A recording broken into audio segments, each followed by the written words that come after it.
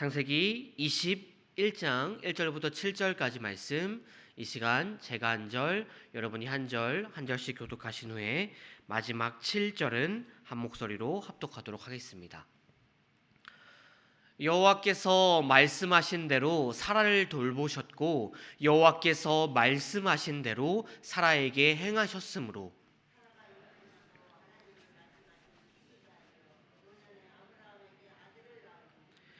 아브라함이 그에게 태어난 아들 곧 사라가 자기에게 낳은 아들을 이름하여 이삭이라 하였고,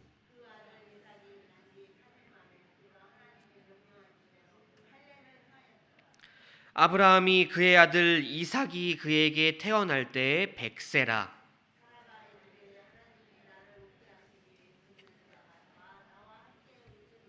함께 읽겠습니다.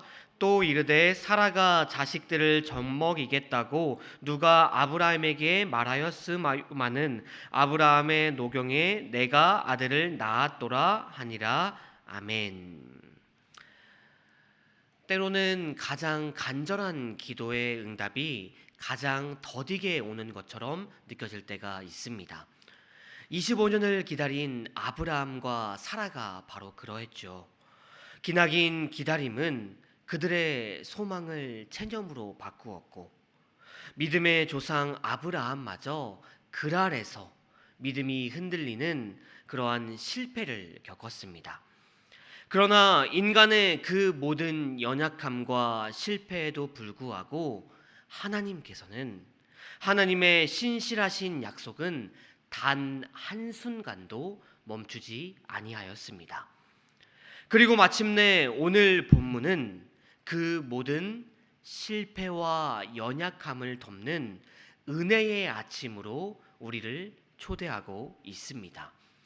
한 세기의 침묵을 깬 아기의 울음소리와 함께 어떻게 하나님의 약속이 인간의 연약함을 변화시키는지를 보여주는 감동적인 순간입니다. 여러분, 이것은 단순한 한 아이의 태어난 이야기가 아니라 우리의 인생을 바꾸는 웃음의 전환점에 대한 이야기입니다. 이 웃음의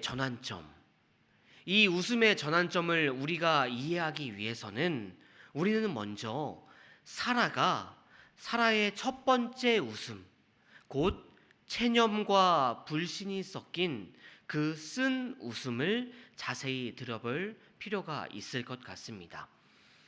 창세기 18장에서 하나님께서는 아브라함에게 내년 이맘때에 내게 아들이 있을 것이라고 약속하셨습니다. 그런데 그 하나님의 말씀을 장막 뒤에서 듣고 또 웃었던 한 사람이 있었습니다. 바로 사라였죠. 하나님의 말씀을 장막 뒤에서 듣고 있던 사라는 말씀에 따르면 속으로 웃고 있었다라고 합니다. 그런데 여러분, 그 웃음은 기쁨의 표현이 아니었죠. 그것은 자신의 늙고 경수가 끊어진 몸, 25년간 침묵했던 하나님의 약속이라는 냉엄한 현실 앞에서 내게 어찌 즐거움이 있으리요라는 반문하는 냉소적인 쓴 웃음이었습니다. 여러분, 그런데 이러한 사라의 쓴 웃음, 이것은 단지 사라 한 사람만의 이야기가 아니지 않습니까? 하나님의 위대한 약속 앞에서 우리의 이성과 경험을 먼저 내세우며 설마 그럴 리가 라고 생각하는 바로 우리의 모습이 그 사라의 모습과 너무나도 닮아 있지는 않은가요? 해결되지 않는 문제와 끝이 보이지 않는 기다림 속에서 우리의 소망이 사라질 때 우리 역시 소망 대신 믿음 대신 쓴 웃음으로 하나님의 말씀 앞에 응답하곤 합니다. 그러나 인간의 불신은 결코 하나님의 신실하심을 멈추게 할 수가 없습니다. 성경은 사라의 쓴 웃음에도 불구하고 여호와께서 말씀하신 대로 그녀를 찾아오셨고 말씀하신 대로 행하셨다고 단언하고 있습니다. 특별히 오늘 말씀에서 찾아오셨다, 말씀하신 대로 그녀를 찾아오셨다라고 번역된 히브리어 파카드는 단순한 방문을 의미하는 단어가 아닙니다. 여러분, 이 단어, 이 파카드는 단순한 방문이 아니라 하나님께서 하나님의 뜻을 성취하시기 위해서, 하나님의 뜻을 이루시기 위하여 하나님의 주권적인 개입하심을 의미하는 단어입니다.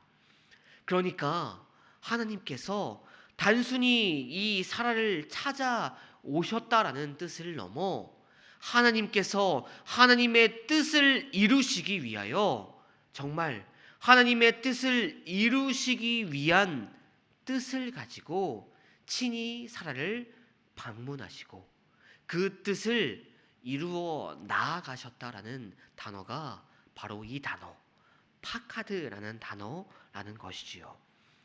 성도 여러분, 이처럼 하나님께서는 우리의 믿음의 크기 때문이 아니라 하나님의 신실하심을 따라, 하나님의 약속을 이루시는 하나님의 신실하심에 따라 친히 우리의 삶에 개입하시는, 우리의 삶 속에 역사하시는 하나님이십니다. 더욱더 놀라운 것은요, 그 일하심의 정확한 때입니다. 오늘 말씀 2절을 다시 한번 보시면 말씀은 그 일이, 하나님의 개입이 하나님이 말씀하신 시기에 정확하게 일어났다라고 증언하고 있습니다. 여러분, 그 때는요, 사라와 아브라함이 모든 계산과 가능성이 끝났다고 여겼던 절망의 한 복판이었습니다. 이처럼 하나님께서는 우리의 인간의 불신과 한계를 뛰어넘어 가장 절망적인 순간을 가장 영광스러운 간증의 순간으로 바꾸어 주시는 분이라는 것입니다. 우리의 웃음이 메마른 바로 그때에 하나님께서는 말씀대로 찾아와 새로운 일을 시작하여 주십니다. 하나님께서 이처럼 말씀대로, 하나님의 뜻대로 새로운 일을 시작하시자 아브라함과 사라의 삶 속에서 두 가지 놀라운 변화가 일어나게 됩니다. 첫째로 사라의 웃음이 변화됩니다. 그녀는 이제 이렇게 고백하고 있습니다. 하나님이 나를 웃게 하시니 듣는 자가 다 나와 함께 웃음이로다. 방금 전까지 쓴 웃음만 가득했던 사라의 삶 속에서 참된 웃음이 찾아온 것입니다. 그녀의 인생을 지배하던 불신의 쓴 웃음은 온 세상과 함께 나누는 감격의, 기쁨의 참 웃음으로 변화되었습니다. 하나님께서 그녀의 웃음을 완전히 회복시켜 주신 것이지요. 그리고 둘째, 아브라함의 삶이 변화되었습니다. 아브라함은 100세에 얻은 기적의 아들 이삭을 말씀에 따르면 난지 8일 만에 하나님의 명령대로 할례를 베풀었다라고 말씀은 기록합니다. 여러분, 이것은 기쁨에 취해 순종을 잊은 것이 아니라 기쁨이 넘칠수록 더욱 하나님의 말씀에 철저하게 순종하는 참된 믿음의 모습을 우리에게 보여주고 있습니다. 여러분, 아브라함은 이 순종을 통해, 참된 순종을 통해 이삭이 자신을 웃게 하는 기쁨의 선물을 넘어 하나님의 언약을 이어갈 다음 세대임을 인정하고 그에게 믿음의 유산을 물려주는 거룩한 책임을 다하였던 것입니다. 사랑하는 성도 여러분, 우리는 오늘 이 짧은 아브라함과 사라의 이야기를 통해 두 종류의 웃음과 하나의 순종을 함께 나누어 보았습니다. 현실의 벽 앞에서 터져나온 사라의 첫 번째 쓴 웃음과 하나님의 약속의 성취를 보고 터져나오는 그녀의 두 번째 참 웃음, 그리고 그 참 웃음을 살아가는 아브라함의 순종의 믿음입니다. 그렇다면 성도 여러분, 이 시대를 살아가는 저와 여러분들은 어떻습니까? 여러분들의 삶은 어떠합니까? 혹시 불가능한 현실 앞에서 혹은 너무나도 더딘 약속의 응답 앞에서 혹시 지금 먼 옛날 사라처럼 체념에 쓴 웃음을 짓고 계신 것은 아닙니까? 성도 여러분, 기억하십시오. 하나님은 바로 그 자리에 말씀하신 대로 찾아오시며 말씀하신 대로 행하시며 말씀하신 그때에 역사하시며 일하시는 분이십니다. 우리의 불신마저도 기쁨의 간증으로 변화시키는 분, 그분이 우리의 하나님이신 줄 믿으시기 바랍니다. 하나님의 신실하심을 믿고 그분의 말씀에 순종하며 나아갈 때 하나님께서는 우리의 삶의 슬픔을 변화시키고 우리의 삶 가운데 기쁨으로 가득하게 하시며 불신의 쓴 웃음이 변화하여 우리의 주변에 감격의 참 웃음으로 가득 채워 주시는 분이십니다. 바라옵기는 혹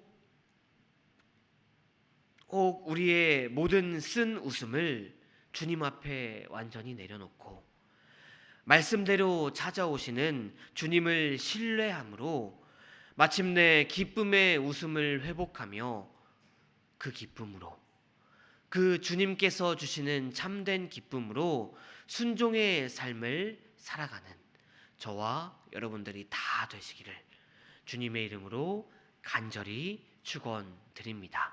아멘. 기도하시겠습니다.